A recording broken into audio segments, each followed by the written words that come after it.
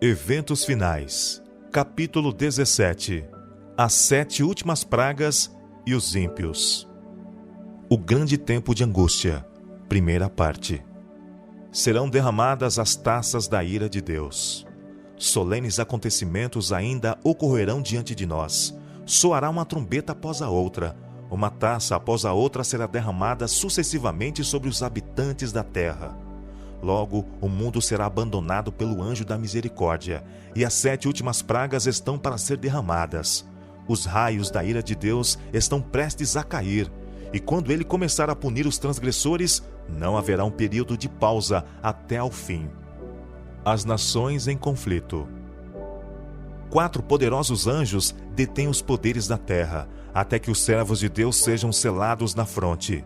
As nações do mundo estão ansiosas por conflitos, mas são refreadas pelos anjos. Quando for removido esse poder moderador, virá um tempo de aflição e angústia. Serão inventados mortíferos artefatos de guerra. Navio com seu carregamento de seres humanos serão sepultados no grande abismo. Todos os que não têm o espírito da verdade se unirão sob a liderança de instrumentalidades satânicas, mas deverão ser mantidos sob o controle até que chegue o tempo para a grande batalha do Armagedon. O mundo inteiro se envolverá em ruína. Anjos acham-se hoje a refrear os ventos das contendas, para que não soprem antes que o mundo haja sido avisado de sua condenação vindoura. Mas está se formando uma tempestade, prestes a irromper sobre a terra, e quando Deus ordenar a seus anjos que soltem os ventos, haverá uma cena de lutas que nenhuma pena poderá descrever. A profecia do Salvador, relativa aos juízos que deveriam cair sobre Jerusalém, há de ter outro cumprimento, do qual aquela terrível desolação não foi senão tênue sombra. Na sorte da cidade escolhida, podemos contemplar a condenação de um mundo que rejeitou a misericórdia de Deus e calcou a pés a sua lei. Satanás mergulhará então os habitantes da terra em uma grande angústia final. Ao cessarem os anjos de Deus de conter os ventos impetuosos das paixões humanas, ficarão à soltas todos os elementos de contenda. O mundo inteiro se envolverá em ruína mais terrível do que a que sobreveio a Jerusalém na antiguidade. Deus é justo, bem como misericordioso. A glória de Deus é ser misericordioso, cheio de clemência, benignidade, bondade e verdade. Mas a justiça manifestada em punir o pecador é tão verdadeiramente a glória do Senhor como a manifestação de sua misericórdia. O Senhor Deus de Israel executará juízos sobre os deuses deste mundo, como aconteceu com os deuses do Egito. Com fogo, inundações, pragas e terremotos, ele despojará o mundo. Então o seu povo redimido exaltar-lhe-á o nome, tornando-o glorioso na terra. Os que estão vivendo na última parte da história terrestre não se tornarão versados nas lições de Deus? Aquele que tem sido nosso intercessor, que ouve todas as orações e confissões dos penitentes, que é representado como um arco-íris, o símbolo de graça e de amor, por cima da cabeça, em breve cessará sua obra no santuário celestial. A graça e a misericórdia descerão então do trono, e a justiça tomará o seu lugar. Aquele a quem seu povo tem esperado assumirá a função a que tem direito, a de juiz supremo. Em toda a Bíblia, Deus é apresentado não somente como um ser de misericórdia e benignidade, mas também como um Deus de rigorosa e imparcial justiça. A certeza dos juízos de Deus. Em nosso tempo, o amor de Deus é retratado como sendo de tal natureza que o impediria de destruir o pecador. Os homens raciocinam de acordo com seu próprio padrão inferior do direito e da justiça. Pensavas que eu era teu igual? Salmo capítulo 50, verso 21. Eles avaliam a Deus por si mesmos, calculam como agiriam em determinadas circunstâncias e decidem que Deus procederá do modo como imaginam que eles fariam. Em nenhum reino ou governo é permitido que os transgressores da lei digam que punição deve ser imposta aos que têm infringido a lei. Tudo o que temos, todas as dádivas de sua graça que possuímos, nós a devemos a Deus. Assim como não é possível medir o céu a palmos, também não é possível calcular a agravante natureza do pecado contra esse Deus. O Senhor é um governante moral, Bem como um pai, ele é o legislador, faz e executa suas leis. A lei que não tem penalidade é ineficaz. Talvez seja feita a alegação de que um pai amoroso não quereria ver seus filhos sofrerem o castigo divino pelo fogo, enquanto tivesse o poder de livrá-los. Mas Deus, para o bem de seus súditos e para a segurança deles, punirá o transgressor. Deus não atua no mesmo nível que o homem. Ele pode fazer infinita justiça, que o homem não tem o direito de fazer aos seus semelhantes. Noé teria desagradado a Deus se houvesse afogado um dos escarnecedores e zombadores que o importunavam. Mas Deus submergiu o vasto mundo. Ló não teria o direito de impor alguma punição aos genros, mas Deus faria isso com toda a justiça. Quem dirá que Deus não fará o que ele diz que irá fazer? Os juízos ocorrem quando Deus retira sua proteção. Foi-me mostrado que os juízos de Deus não viriam sobre eles diretamente da parte do Senhor, mas desta maneira: eles se colocam além de sua proteção. O Senhor adverte, corrige, repreende e indica o único caminho seguro. Então, se os que têm sido objeto de seu especial cuidado seguirem seu próprio rumo, independentemente do Espírito de Deus, se depois de reiteradas advertências resolverem fazer sua própria vontade, ele não encarregará seus anjos de impedirem os decididos ataques de Satanás contra eles. É o poder de Satanás que está em atividade no mar e na terra, causando calamidades e aflições, e arrebatando multidões para manter o domínio sobre sua presa. Deus usará seus inimigos como instrumentos para punir os que seguirem seus próprios e perniciosos caminhos, pelos quais a verdade de Deus tem sido deturpada, desfigurada e desonrada. O Espírito de Deus, insultado, rejeitado, injuriado, já está se retirando da terra. À medida que o Espírito de Deus se for afastando, a cruel obra de Satanás se efetuará em terra e mar. Os ímpios passaram os limites de seu tempo de graça. O Espírito de Deus, persistentemente resistido, foi por fim retirado. Desabrigados da graça divina, não têm proteção contra o maligno. Às vezes, santos anjos exercem poder destrutivo. Os juízos de Deus foram incitados contra Jericó. Ela era uma fortaleza. Mas o capitão do exército do Senhor, em pessoa, veio do céu para dirigir os exércitos celestiais num ataque à cidade. Anjos de Deus apoderaram-se dos sólidos muros e os derrubaram. Sob a direção divina, os anjos são todo-poderosos.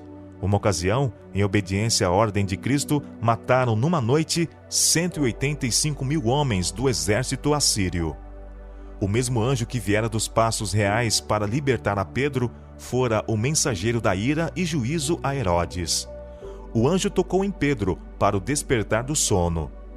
Foi com um contato diferente que ele feriu o ímpio rei, derribando seu orgulho e trazendo sobre ele o castigo do Todo-Poderoso. Herodes morreu em grande angústia de espírito e corpo, sob o juízo retributivo de Deus. Um único anjo destruiu todos os primogênitos dos egípcios, enchendo a terra de pranto. Quando Davi ofendeu a Deus, por contar o povo, um anjo fez aquela terrível destruição pela qual seu pecado foi punido. O mesmo poder destruidor exercido pelos santos anjos, quando Deus ordena, será exercido pelos maus quando ele o permitir. Há agora forças preparadas e que aguardam apenas o consentimento divino para espalharem a desolação por toda a parte. As duas primeiras pragas. Quando Cristo cessar de interceder no santuário, será derramada a ira que, sem mistura, se ameaçar a fazer cair sobre os que adoram a besta e sua imagem, e recebem o seu sinal. As pragas que sobrevieram ao Egito quando Deus estava prestes a libertar Israel eram de caráter semelhante aos juízos mais terríveis e extensos que devem cair sobre o mundo precisamente antes do libertamento final do povo de Deus. Diz o autor do Apocalipse, descrevendo esses tremendos flagelos: fez-se uma chaga má e maligna nos homens que tinham o sinal da besta e que adoravam a sua imagem.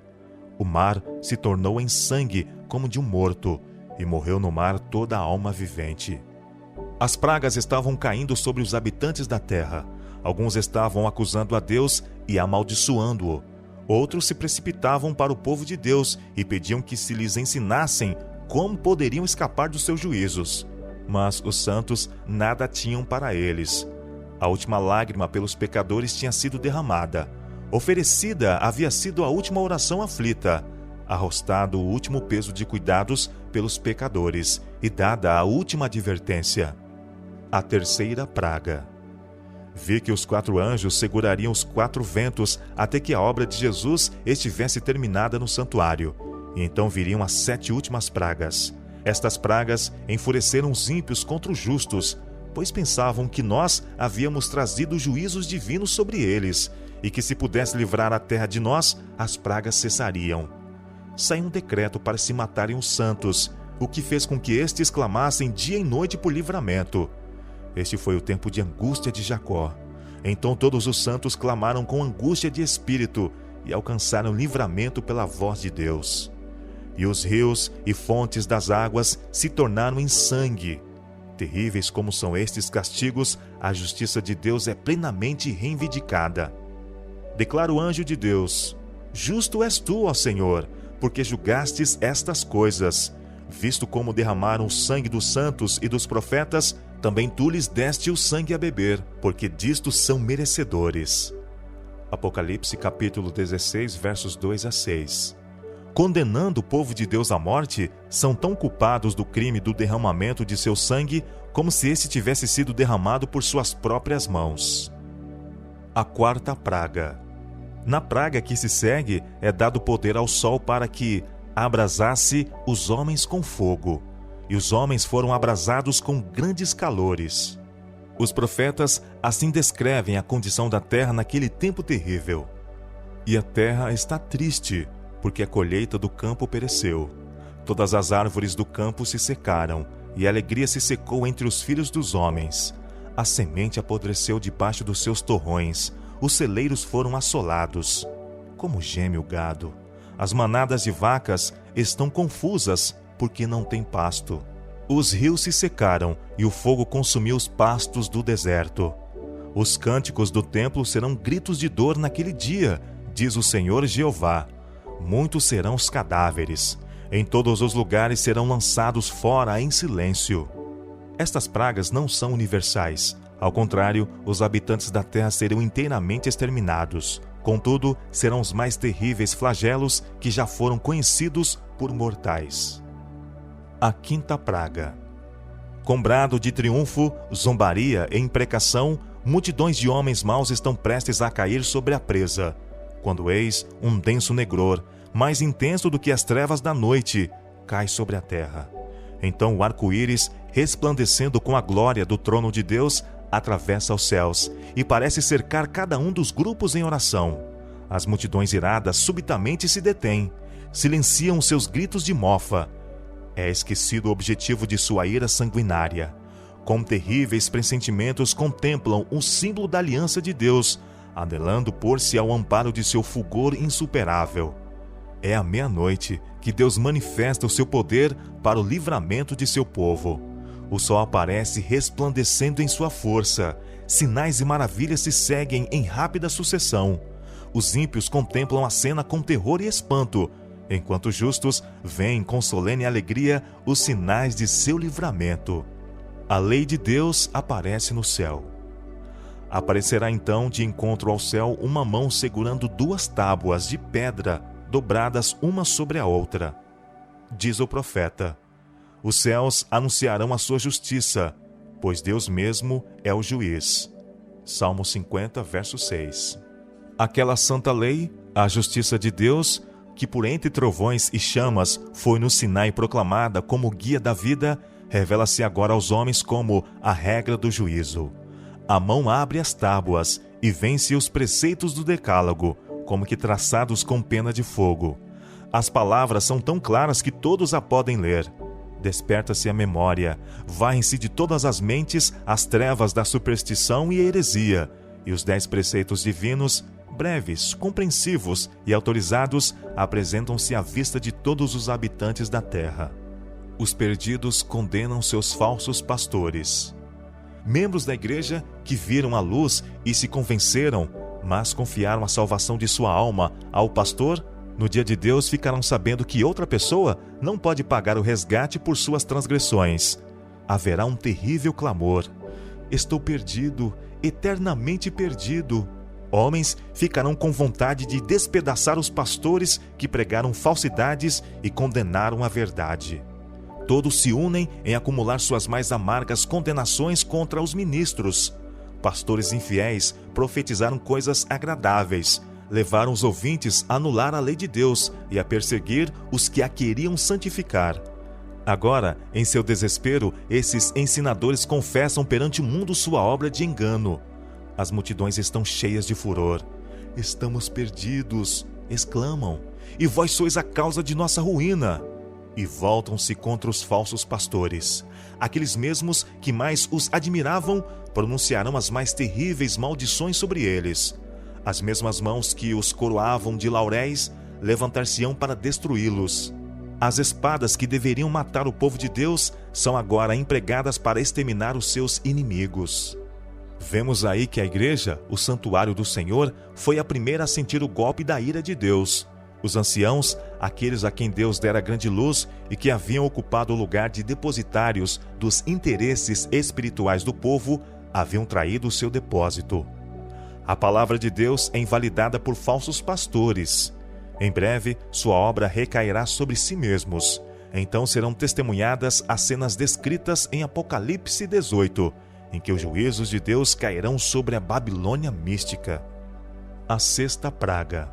Os espíritos diabólicos sairão aos reis da terra e ao mundo inteiro, para segurá-los no engano e forçá-los a se unirem a Satanás em sua última luta contra o governo do céu. O Espírito de Deus está gradualmente se retirando do mundo. Satanás também está concentrando as forças do mal, dirigindo-se aos reis do mundo inteiro para reuni-los sobre o seu estandarte e prepará-los para a peleja do grande dia do Deus Todo-Poderoso. Após a descrição que João, em Apocalipse 16, faz desse poder operador de milagres, que ajuntará o mundo para o último grande conflito, os símbolos são deixados para trás e a voz da trombeta dá mais uma vez o sonido certo. Eis que venho como vem o ladrão. Bem-aventurado aquele que vigia e guarda as suas vestes, para não andar nu e não se veja sua vergonha. Depois de sua transgressão, Adão e Eva estavam nus, pois a vestimenta de luz e proteção se apartara deles. O mundo terá esquecido a admoestação e as advertências de Deus, como aconteceu com os habitantes do mundo no tempo de Noé, e também com os moradores de Sodoma. Eles acordaram com todos os seus planos e invenções de iniquidade, mas de repente choveu fogo do céu e consumiu os ímpios habitantes. Assim será no dia em que o Filho do Homem se manifestar. A última grande batalha entre o bem e o mal. Dois grandes poderes opostos são revelados na última grande batalha. De um lado está o Criador do céu e da terra. Todos os que se encontram do seu lado têm o seu selo. Eles são obedientes às suas ordens. Do outro lado está o príncipe das trevas, com os que escolheram a apostasia e a rebelião. Um terrível conflito encontra-se diante de nós. Aproximamo-nos da peleja do grande dia do Deus Todo-Poderoso. O que tem estado sob o controle será solto. O anjo da misericórdia está dobrando as asas, preparando-se para descer do trono e deixar o mundo sob o domínio de Satanás. Os principados e poderes da terra estão em acirrada revolta contra o Deus do céu. Estão cheios de ódio contra os que o servem. E em breve, muito em breve, será travada a última grande batalha entre o bem e o mal. A terra será o campo de batalha, o local da peleja e da vitória finais. Aqui, em que por tanto tempo Satanás tem instigado os homens contra Deus, a rebelião será debelada para sempre. As batalhas entre os dois exércitos são tão reais como as travadas pelos exércitos deste mundo, e do resultado do conflito espiritual dependem destinos eternos. Todo mundo se concentrará de um lado ou do outro. Todo mundo estará em um ou outro lado da questão. Será travada a batalha do Armagedon, e nesse dia nenhum de nós deverá estar dormindo. Precisamos estar bem despertos, como as virgens prudentes, tendo azeite em nossas vasilhas com nossas lâmpadas. O poder do Espírito Santo deve estar sobre nós, e o capitão do exército do Senhor estará à frente dos anjos do céu para dirigir a batalha. A inimizade de Satanás contra o bem manifestar-se-á cada vez mais, ao conduzir ele em atividade suas forças em sua última obra de rebelião. E toda alma que não esteja inteiramente entregue a Deus e não seja guardada pelo poder divino, fará uma aliança com Satanás contra o céu e se unirá na batalha contra o governador do universo. Logo, todos os habitantes da terra terão tomado partido, ou a favor ou contra o governo do céu. A sétima praga. Precisamos estudar o derramamento da sétima taça. Os poderes do mal não capitularão no conflito sem uma luta. Mas a providência divina tem uma parte a desempenhar na batalha do Armagedon. Quando a terra for iluminada com a glória do anjo de Apocalipse 18, os elementos religiosos, bons e maus, despertarão do sono, e os exércitos do Deus vivo por-se-ão em campo.